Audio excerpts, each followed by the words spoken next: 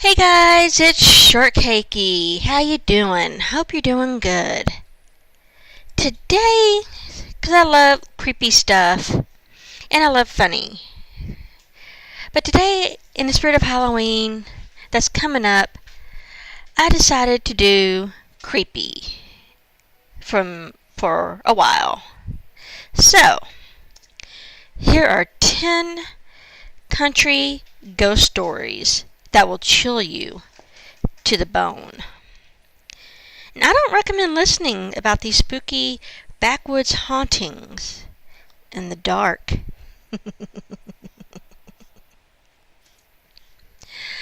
The country is usually a friendly and welcoming place, but come October, when the air turns chilly and the full moon rises in the sky, those crumbling fixer-uppers and rambling dirt paths can start to feel more, shall we say, sinister.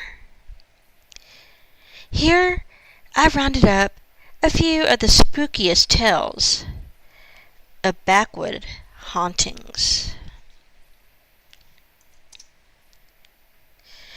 The Bell Witch, Adams, Tennessee. You might already be familiar with the Bell Witch, An American Haunting, and the Blair Witch Project were both particularly based on the infamous ghost tale, after all. In the early 1800s, John Bell and his family moved to an area of Tennessee that was known as Red River. One day, Bell claimed he saw a curious creature on his land. A dog with a rabbit head.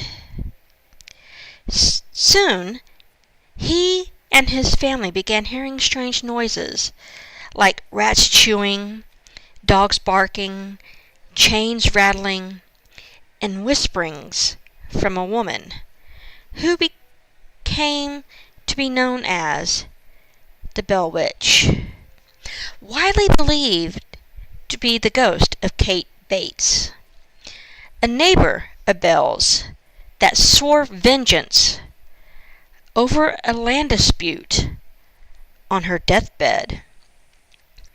It became such a big phenomenon, neighbors confirmed the unexplained happenings, that even Andrew Jackson visited in an attempt to find out what was happening. Eventually, Bell was mysteriously poisoned, and he passed away. His death was rumored to be the doing of the Bell Witch.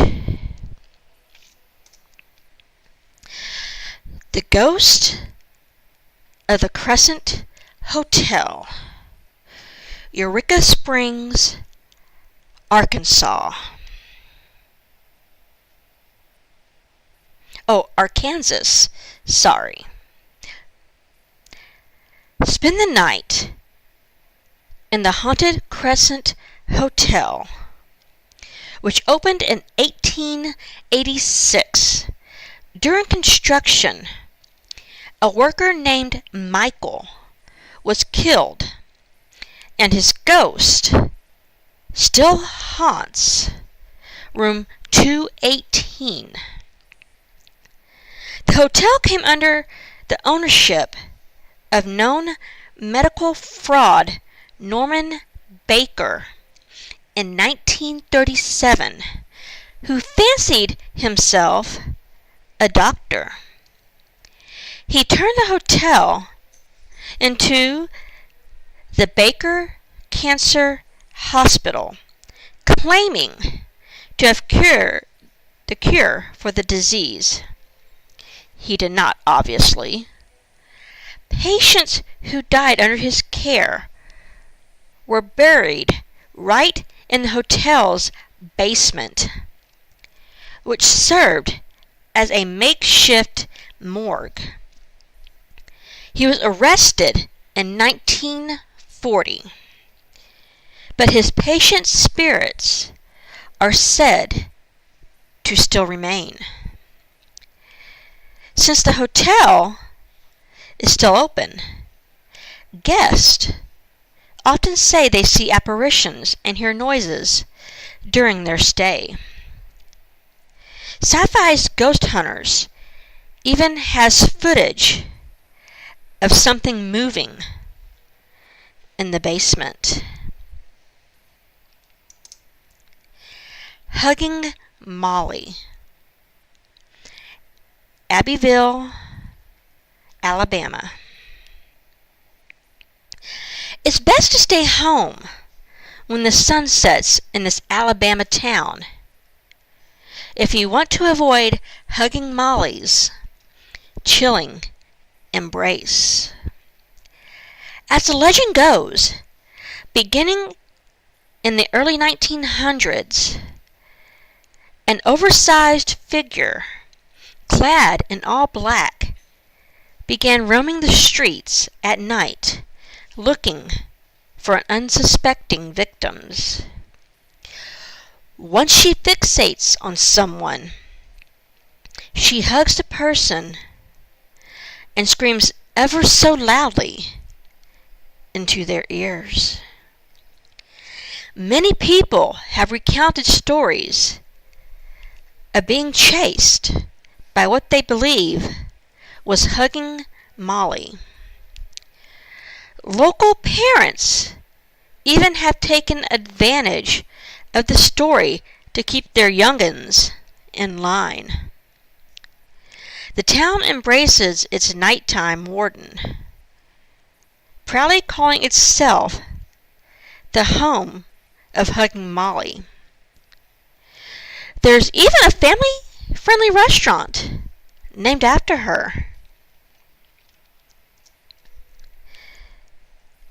The Surrency House Ghost, Surrency, Georgia. The Surrency clan began experiencing paranormal activities in the 1870s. Family members reported witnessing objects soaring across rooms, hearing laughter and crying, and even seeing red eyes staring into the house. Food was thrown from their plates and utensils twisted into unusable shapes. The townspeople speculate that these occurrences were cries for help from spirits who thought the family would be able to save them. On the day the family decided to finally leave the house, the fire iron floated up and started hitting one of the sons on the head. No one was ever brave enough to live in the house again, and the building went up in flames in 1925. The Ghost of Bellamy Bridge, Marianna, Florida. For a taste of true haunting love, travel over this spooky bridge in Marianna, Florida. In the 1830s, Elizabeth Jane Bellamy married local politician Dr. Samuel C. Bellamy. On their wedding night, her dress accidentally caught fire, which covered the young bride in horrible burns. She initially survived, but eventually passed away. Elizabeth was buried along the banks of the Chipola River, and it was said that her love for her husband was strong.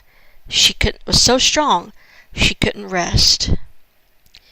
The deceased newlywed, dressed in white, can be seen wandering the banks from the vantage point of the bridge, which was built after she died.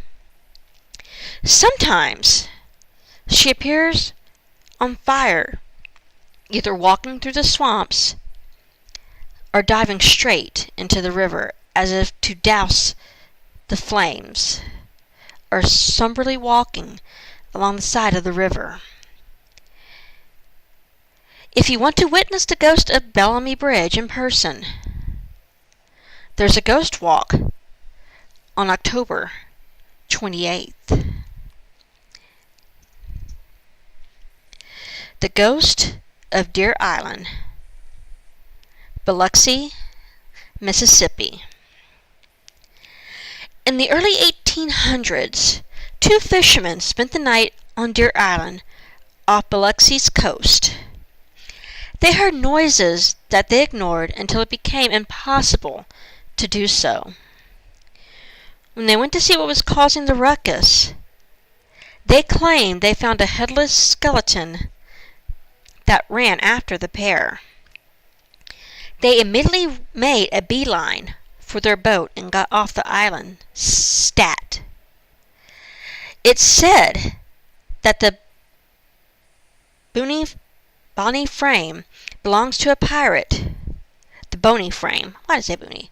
The bony frame belongs to a pirate who had his head chopped off by his captain, and his body left behind as a ghastly guard to watch over the buried treasure.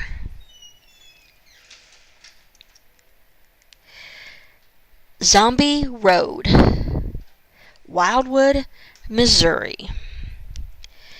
Outside of St. Louis lies Zombie Road, a hotbed of ghostly activities. There are many scary stories stemming from Lawler Ford Road, its actual name. From sightings of Native American spirits wandering the stretch to victims of train accidents. There used to be an active tracks, like Della Hamilton McCullough, who was struck by a passing train. In the 1950s, it became a popular late-night hangout spot with various suicides and murders happening in the area. It's also been rumored to be the home base of a murderer named Zombie, who escaped a mental asylum. These days, the stretch has been rechristened as a nature trail, but it's closed once night falls, with hefty fines for those who dare to trespass. Dead Woman's Crossing, Weatherford, Oklahoma. This one's a regular old murder mystery turned ghost story. In the early 1900s, Katie DeWitt James left her home with her baby after she filed for a divorce from her husband. She planned to move in with her cousin, but her family never heard from her. After an investigation, it turned out that she moved in with local prostitute Franny Norton. She was last seen leaving the house with Franny and her child in a carriage. Franny returned with the child, who was covered in blood, but without Katie. Her body was found later along a nearby creek with her head cut off. It was rumored that her ex-husband had killed her with Franny's help, but Franny claimed she wasn't involved in Katie's death. But on the day she was supposed to be questioned by the police, she poisoned herself. Katie's still around, though. She appears as a blue light floating around town, and people have reported hearing a woman looking for her baby and the rolling sounds of wheels. The Myrtles Plantation, St. Francisville, Louisiana. Of the numerous spirits hauntings this plantation, built in 1796, the most known entity is Chloe. It's said that plantation owner Clark Woodruff carried on an affair with his slave, Chloe, which he ended abruptly. She began to eavesdrop on his conversations, and he caught her. As punishment, he cut her ear off. She poisoned the rest of his family with a birthday cake, leaving him alone. The other slaves knew what she had done and hanged her. She supposedly still remains on the property, though. There is a photograph from 1992 where her spirit is visible.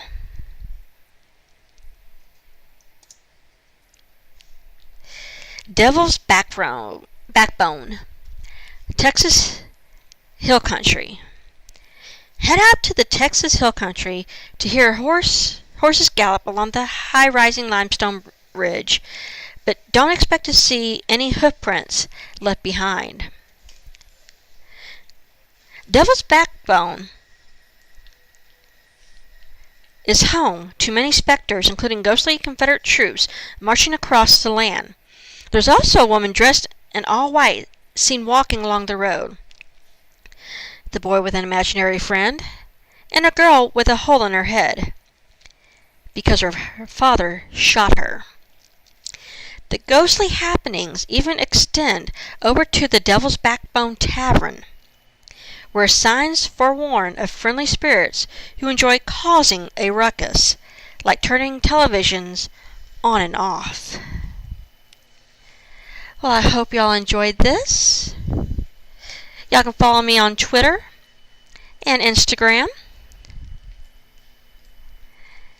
Leave a like and comment if y'all want me to do more of these.